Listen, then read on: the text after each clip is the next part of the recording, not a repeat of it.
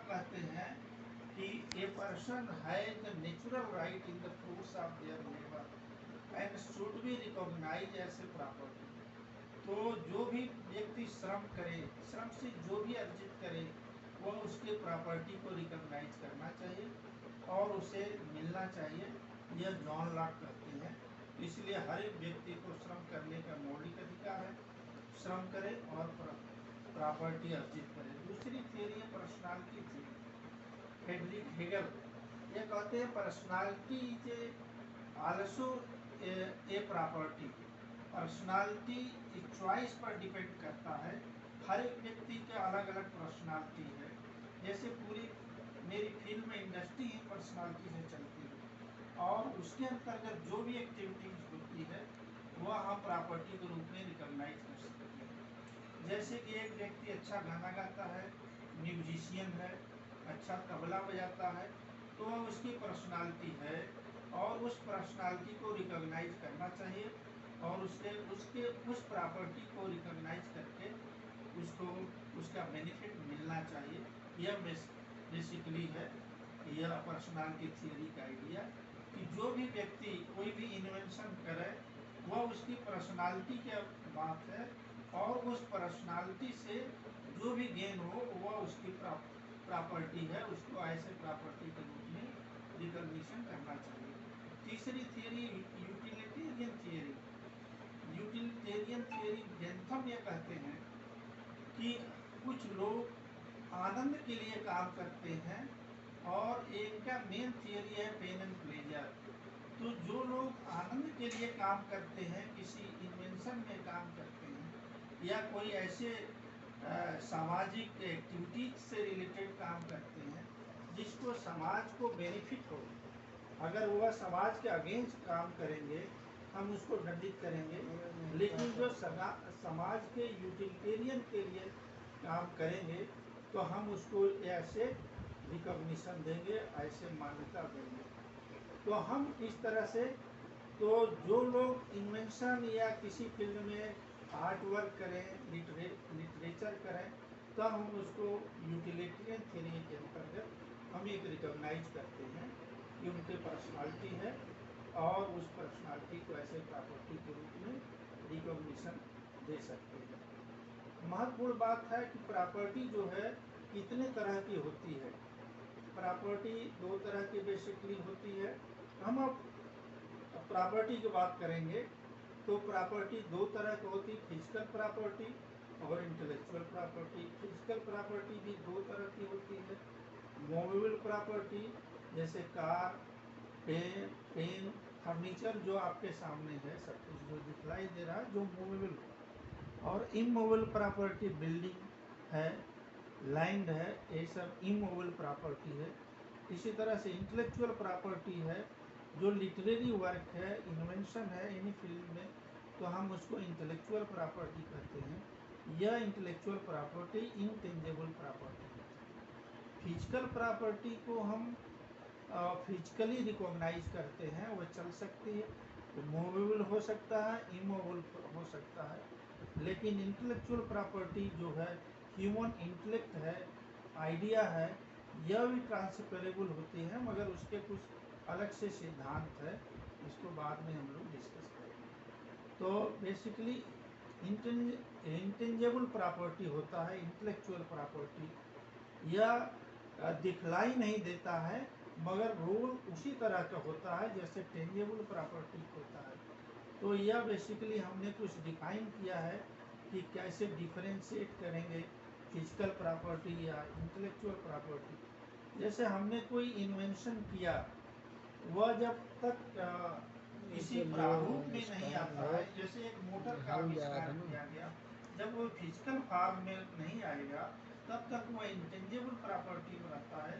जो ही मोटर बनकर या बल्ब का इन्वेंशन किए, तो जब बल्ब बनकर तैयार हो जाएगा तो वह टेंजिबल फॉर्म में आ जाए। जैसे बुक लिखने का आइडिया है हमारे दिमाग में, हमने बुक के जो आइडिया है सारे लिखा है, जब तक वह छप कर नहीं आता है तब तक वह इंटेंजिबल फॉर्म में रहेगा। जब छप कर आ जाएगा बुक तो वह टेंजिबल फॉर्म में आ जाएगा। इस तरह से हम फिजिकल प्रॉपर्टी और इंटेलेक्चुअल प्रॉपर्टी को डिफाइन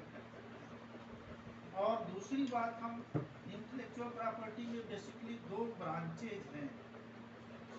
एक ब्रांच को हम कहते हैं इंडस्ट्रियल प्रॉपर्टी, दूसरे ब्रांच को हम कहते हैं copyright related property. Industrial property को हम के अंतर्गत बहुत सारे प्रॉपर्टी आता है, जैसे पेटेंट है, ट्रेडमार्क है, ट्रेड सीक्रेट है, geographical indication, industrial design, layout design, biological diversity and protection of plant variety. इसी तरह से कॉपीराइट रिलेटेड राइट है literary work, dramatic work, artistic work, novel, poem, film, music work, drawing, painting, photography, sculptural. तो ये बहुत सारे work है जिसको हम कॉपीराइट के अंतर्गत रखते हैं। अब हमको यह समझना है कि सारे राइट को प्रोटेक्ट करने के लिए क्या क्या लॉ है। तो भारत में बेसिकली ये 7-8 लॉ है जो इंटेलेक्चुअल प्रॉपर्टी राइट को प्रोटेक्ट करता है, जैसे copyright act 1957, patent act 1917, trademark act 99 और डिजाइन एक्ट 2000। डिजाइन एक्ट एक और है, उसका नाम है the semiconductor integrated circuit layout design act 2000। अन्य एक्ट है geographical indication of goods registration and protection act 99, protection of plant variety and farmers right act है 2001 के, और बायोलॉजिकल डाइवर्सिटी एक्ट है 2002। तो इस तरह से बहुत सारे एक्ट है जिसको हम जो है इंटेलेक्चुअल प्रॉपर्टी राइट के अंतर्गत भारत में लॉ बनी हुई है इंडिया में। इन लॉ के बारे में हम एक एक लॉ को धीरे धीरे देखेंगे। पहला लॉ है इसमें पेटेंट। पेटेंट में बहुत सारे सवाल हैं, मगर हम मूल बातों को, सारे लॉ को एक ब्रीफली डिस्कस करेंगे। What is the patent? Patent is a exclusive right granted by invention which the product or process। Patent एक तरह के एक सर्टिफिकेट है जो स्टेट सरकार द्वारा या हर देशों के सरकार द्वारा पेटेंट में दिया जाता है कि वह जो व्यक्ति पेटेंट किया है वह सर्टिफिकेशन है। और पेटेंट जो है एक तरह से मोनोपोली राइट है, मोनोपोली राइट, अनन्य अधिकार बोलते हैं उसको। वह अनन्य अधिकार उस व्यक्ति को उस चीज़ का यूज करने के है, सेल करने के लिए, और किसी तरह से प्रोसेस को विदाउट परमिशन, उसके बिना परमिशन से कोई भी प्रोसेसिंग नहीं कर सकता है। तो पेटेंट का अधिकार जो 20 सालों के लिए एक व्यक्ति को मिलता है, उसके बाद वो पब्लिक डोमेन में चला जाता है।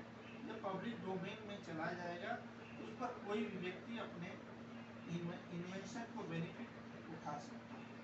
तो देखिए patent, what can be patented, किन बातों को पेटेंट हो सकता है।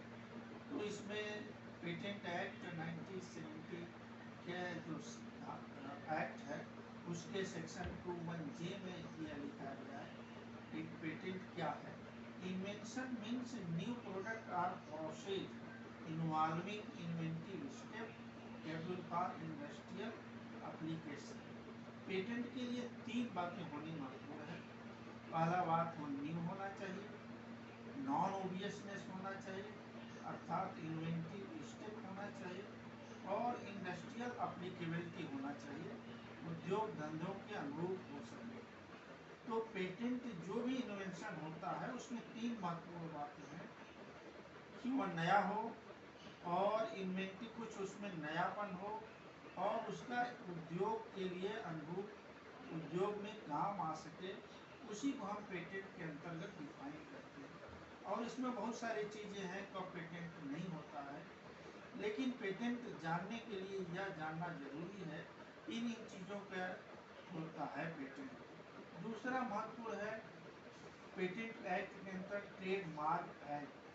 ट्रेडमार्क के अंतर्गत क्या होता है, जो भी हम व्यापार करते हैं उसमें जो भी डिवाइस है, ब्रांड है, हेडिंग है, लेबल है, टिकट है, नेम है, लेटर है, तो जो भी जिस नेम से उस पर जो कलर कॉम्बिनेशन, ये सारे चीज़ों के एक ब्रांड होता है। उस ब्रांड को सर्टिफिकेशन किया जाता है और उसको भी एक निवेल्टी की तरह हम उपयोग करते हैं। यह बेसिकली 10 साल के लिए होता है, हर 10 साल बाद इसका रिन्यूअल होता है। इसलिए एक बिजनेस के अंतर्गत, ट्रेड मार्क के अंतर्गत, जैसे आप देख रहे हैं स्क्रीन पर पेप्सी कोला है, कोका कोला है, ये भी एक ब्रांड है, यह भी इंटेलेक्चुअल प्रॉपर्टी के अंतर्गत आता है। सर्विस मार्क के अंतर्गत जैसे मैकडोनाल्ड है, इसरो है, जो ISI है, इंडियन सर्टिफिकेट मार्क है, ये सारे भी ब्रांड के नेम के अंतर्गत आते हैं। इसको भी ऐसे ट्रेड के तरह, ऐसे इंटेलेक्चुअल प्रॉपर्टी के तरह हम मान्यता देते हैं। साउंड मार्क है, जैसे ये दिन मांगे मोर, यह साउंड मार्क है, यह पेप्सी के प्रचार में उपयोग करते हैं। यह भी एक इंटेलेक्चुअल प्रॉपर्टी है। तो यह कोई लेटर है 555 है, यह भी अगर गुड्स के लिए प्रयोग होता है तब हम इसको भी इंटेलेक्चुअल प्रॉपर्टी के अंतर्गत मानते हैं। तो इंटेलेक्चुअल प्रॉपर्टी में दूसरा महत्वपूर्ण बात हुआ ट्रेड मार्क। ट्रेड मार्क के अंतर्गत उन चीज़ों को हम जस्टिफाई करते हैं जो हमारे इंटेलेक्ट से बना है और किसी व्यक्ति के व्यापार में यूटिलाइजेशन होता है। इसी तरह से दूसरा एक्ट है ज्योग्राफिकल इंडिकेशन एक्ट, उसको हिंदी में भौगोलिक उपदर्शन। भौगोलिक उपदर्शन में जो हमारे पास गुड्स है, वह एग्रीकल्चर गुड्स हो सकता है, मैन्युफैक्चर गुड्स हो सकता है, और हैंडीक्राफ्ट भी हो सकता है, और इंडस्ट्रियल गुड्स भी हो सकता है। इन गुड्स के जो क्वालिटी, रेपुटेशन और कैरेक्टर है वह अन्य चीज़ों से डिफर करती है। तो ऐसी चीज़ों को हम GI के अंतर्गत, ज्योग्राफिकल इंडिकेशन के अंतर्गत रखते हैं। तो जो भी कोई गुड्स है, जैसे कि इलाहाबाद के अमरूद है, उसका अलग से क्वालिटी, रेपुटेशन, कैरेक्टर है। यह नेचुरल प्रोडक्ट है, इसके अंतर्गत नेचुरल प्रोडक्ट आता है, एग्रीकल्चर प्रोडक्ट आता है और मैन्युफैक्चर प्रोडक्ट आता है। जैसे बनारसी साड़ी है, इसकी भी एक GI के अंतर्गत मान्यता है। तो हमने, आप स्क्रीन पर देख रहे हैं, बहुत सारे GI हैं। बासमती राइस है, दार्जिलिंग टी है, कांचीपुरम सिल्क है, अल्फेंजो मैंगो है, नागपुर ऑरेंज है। तो इस तरह से बीकानेरी गुजिया है, आगरा का पेठा है। इस तरह से हम GI के अंतर्गत इन क्वालिटी प्रोडक्ट को हम रिकॉग्नाइज करते हैं और उसका रजिस्ट्रेशन कराते हैं, जिसके कि समाज को बेनिफिट हो सके। जैसे हमने कुछ इंटरनेशनल GI, जैसे चीज़ है, इटली है, रॉयल पोटैटो यूनाइटेड किंगडम के है, रसिया का हम लोग तो सुने ही हैं, 4 बोतल वोडका जो है रसिया का GI है। इस तरह से बहुत सारे इंटरनेशनल GI है। हमारा बासमती राइस है, दार्जिलिंग टी है, यह इंटरनेशनल के अंतर्गत आता है, जो हम उसको रिकॉग्नाइज करते हैं। और ज्योग्राफिकल इंडिकेशन के अंतर्गत कोई वस्तु इसलिए प्रोटेक्ट किया जाता है, उसमें विशेष क्वालिटी, रेगुलेशन, कैरेक्टर है, विशेष एरिया प्रोटेक्ट करता है, तो वह विशेष एरिया के लोगों को उसका बेनिफिट होना चाहिए, उसके नाम से कोई फर्जी वाला नहीं होना चाहिए। इसलिए हम इसको इंटेलेक्चुअल प्रॉपर्टी के अंतर्गत रखते हैं। अगली बात आता है protection of plant variety and farmers act है 99 में। तो अब यह इस एक्ट के अंतर्गत जो भी न्यू वेराइटी या प्लांट है, जो न्यू सीड के हम लोग इन्वेंशन करते हैं, नए नए किस्मों के पौधों को, नए फूलों का, नए वेजिटेबल्स के, तो इसके अंतर्गत 2 तरह के भारत में राइट को रिकॉग्नाइज किया गया है। एक तो फार्मर्स राइट है, दूसरा है ब्रीडर्स राइट, और जो उत्पादक हैं या किसानों के अधिकार को भी, मगर उसके लिए 2-3 शर्तें हैं उसके रजिस्ट्रेशन के लिए कि वो न्यू होना चाहिए। न्यू होना चाहिए, उसका यूटिलिटी हो समाज में, तब हम उसको इसके अंतर्गत उपयोग में करते हैं। यह सारे protection of plant variety and farmers right के अंतर्गत जो भी क्रॉप्स होती है उसको 15 साल के लिए हम जो है रजिस्ट्रेशन करते हैं। अन्य जो ट्रीज है, वाइन्स है, पौधे से जो लताएँ हैं, उनके इन्वेंशन के लिए 18 साल तक हम रजिस्ट्रेशन करते हैं, फिर री रजिस्ट्रेशन किया जाता है। तो इस तरह से पौधों के जो रिलेटेड जो भी इन्वेंशन है तो वह हम protection of plant variety and farmers right के अंतर्गत रखते हैं। इनको हम रिकॉग्नाइज करते हैं। इसमें बेसिकली हमने बताया था कि 3 तरह के लोग हैं जो इस एक्ट के अंतर्गत बेनिफिट उठाते हैं। एक राइट ऑफ लीडर्स है, फार्मर्स राइट भी जो इन्वेंशन नई अपने खेती के माध्यम से इन्वेंशन करते हैं, या विश्वविद्यालय कॉलेजों में जो रिसर्चर हैं, स्टूडेंट हैं या टीचर्स हैं जो इन्वेंशन पौधों में करते हैं, वह इस एक्ट के अंतर्गत प्रोटेक्टेड हैं। इस तरह से हम जो है इस तरह से पौधों के किस्मों और उससे रिलेटेड किसानों और ब्रीडर के अधिकारों को इसके अंतर्गत प्रोटेक्ट करते हैं। दूसरा महत्वपूर्ण एक्ट है बायोलॉजिकल डाइवर्सिटी एक्ट 2002। इसमें भी हम जैव विविधता से संबंधित बहुत सारी चीज़ों को प्रोटेक्ट करने की व्यवस्था की गई है। इसका तो 3 तरह के एजेंसियां बनाई गई है, एक नेशनल स्तर पर, स्टेट स्तर पर और लोकल बॉडी बनाई गई है कि जो हमारे जैव विविधता में जो हमारे नॉलेज है उसको किस तरह से प्रोटेक्ट किया जाए। इस जैव विविधता को प्रोटेक्ट करने के लिए इसमें बहुत सारे डाइवर्सिटी है, स्पेसिफिक डाइवर्सिटी, जेनेटिक डाइवर्सिटी और इकोसिस्टम से रिलेटेड जो डाइवर्सिटी है, इन सारी चीज़ों को हम इसके अंतर्गत प्रोटेक्ट करते हैं। इससे फायदा क्या है? इस बायोलॉजिकल डाइवर्सिटी के प्रोटेक्शन क्यों हमको ज़रूरत है? क्योंकि उसमें हमको बहुत सारे मेडिसिनल प्लांट है, फूड्स प्रोडक्ट है, फाइबर प्लांट है, बायो एनर्जी हम उससे पैदा करते हैं। इस तरह से हम इन चीज़ों को संरक्षण कर करके हम समाज में आगे ले जा सकते हैं। दूसरा, जेनरिक डाइवर्सिटी में भी बहुत सारे डाइवर्सिटी है, तो इन सारी चीज़ों को हम food product, energy supply and water supply में इसको हम फायदा ले सकते हैं। इस तरह से बायोलॉजिकल डाइवर्सिटी जो एक्ट है, बायोलॉजिकल डाइवर्सिटी के एक्ट के अंतर्गत हम उन चीज़ों को प्रोटेक्ट करते हैं।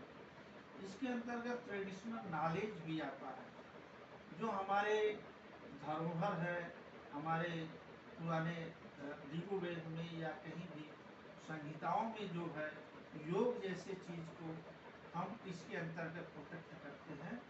और जो जैव विविधता के बारे में, पौधों के बारे में हमारे जो आयुर्वेदिक नॉलेज है उसको भी हम इसके अंतर्गत प्रोटेक्ट करते हैं। इसके बाद आता है डिजाइन एक्ट 2000। डिजाइन एक्ट दो तरह के डिजाइन है।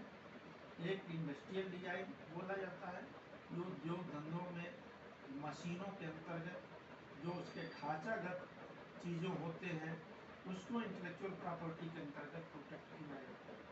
दूसरा डिजाइन एक्ट है semiconductor interconnected circuit layout design.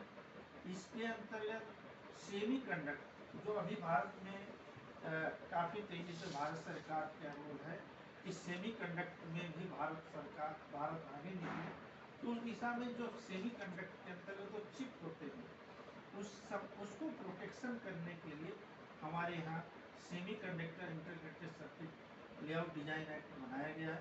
उसमें इन चिप को हम प्रोटेक्ट करते हैं। इंडस्ट्रियल डिजाइन में सभी जगह के डिजाइन हम प्रोटेक्ट करते हैं, चाहे वो ज्वेलरी से संबंधित डिजाइन हो या अन्य कोई इंडस्ट्री से संबंधित डिजाइन हो। बहुत सारे इंडस्ट्रियल प्रोडक्ट आते हैं जो इंडस्ट्रियल डिजाइन के अंतर्गत हम प्रोटेक्ट करते हैं। जैसे कि साड़ी पर बने हुए छापे, जो उस पर कलर पेंटिंग है, वो भी इंडस्ट्रियल डिजाइन के अंतर्गत आते हैं।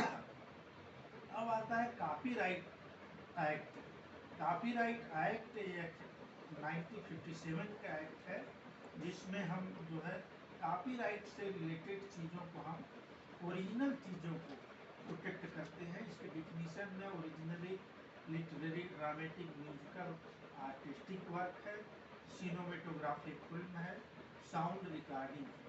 इन सारी चीज़ों को हम प्रोटेक्ट करें। लिटरेरी वर्क जो होता है उसको कॉपीराइट के अंतर्गत प्रोटेक्ट किया जाता है। जैसे बुक राइटिंग है, लेक्चर है, कोई भी लेक्चर, सेमिनार या कंप्यूटर प्रोग्राम है, ये सारे लिटरेरी वर्क के अंतर्गत आते हैं।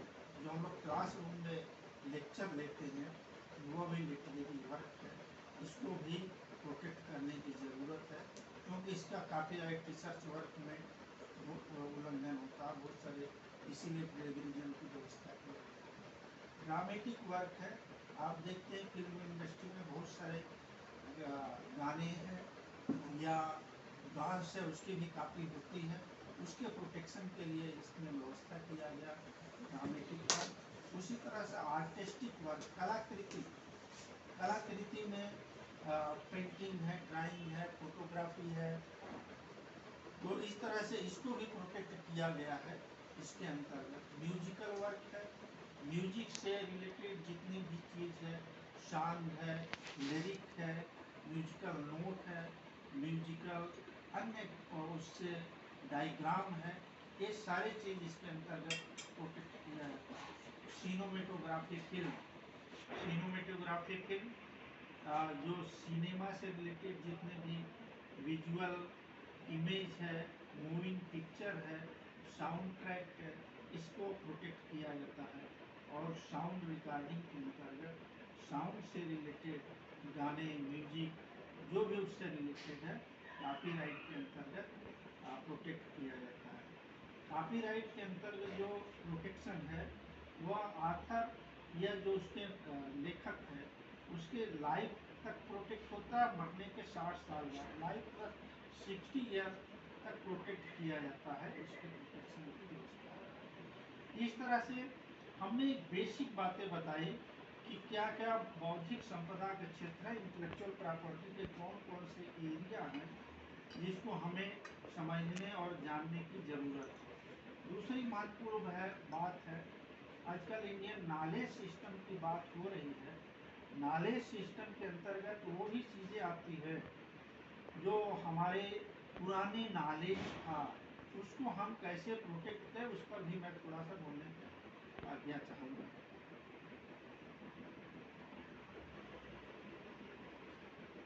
मैं बोलना चाहूँगा, हाँ, इंडियन नॉलेज सिस्टम, हाँ, इंडियन नॉलेज सिस्टम में हमारे मेडिसिनल नॉलेज है, एग्रीकल्चर नॉलेज है, इकोलॉजिकल नॉलेज है, म्यूजिक, डांस, स्टोरी, पोइट्री, इसका स्पिरिचुअल एक्सपीरियंस है, आर्ट एंड हैंडीक्राफ्ट है।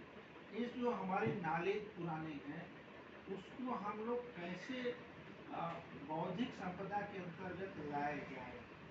इसमें कुछ नॉलेज तो हमारे एंशिएंट नॉलेज है, जैसे आयुर्वेदिक नॉलेज है, वह हमारे नॉलेज सिस्टम को कैसे आगे बढ़े, और किस तरह से बहुत सारे नॉलेज है जिसमें हमने डांस है, म्यूजिक है, स्टोरी है, पोइट्री है, हमारे पुराने ट्रेडिशन से चले आ रहे हैं।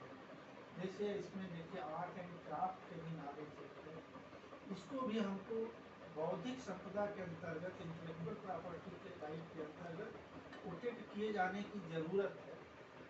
स्पिरिचुअल नॉलेज है हमारे उपनिषदों में, गीता में, अन्य जगह भारतीय ज्ञान प्रणाली में जो हमारे ज्ञान है उसको कैसे हम बौद्धिक संपदा के अंतर्गत रिकॉग्नाइज करें।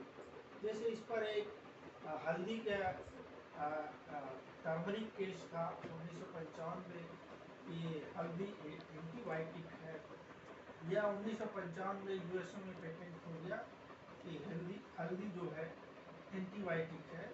मगर आप जानते हैं कि कोई भी केस अगर चलेगा उसमें एविडेंस की ज़रूरत होती है। बिना एविडेंस के हम यह मुकदमा हार जाएंगे कि हमारे यहाँ एंटीबायोटिक का हम लोग रोज़ हल्दी को अपने सब्जियों या दाल में रोज़ खाते हैं, मगर यह कहीं लिखित होना चाहिए आयुर्वेद के अंतर्गत कि इससे यह एंटीबायोटिक है इसलिए हम खाते हैं। तो उस समय 1995 में इसकी खोज किया जाने लगा।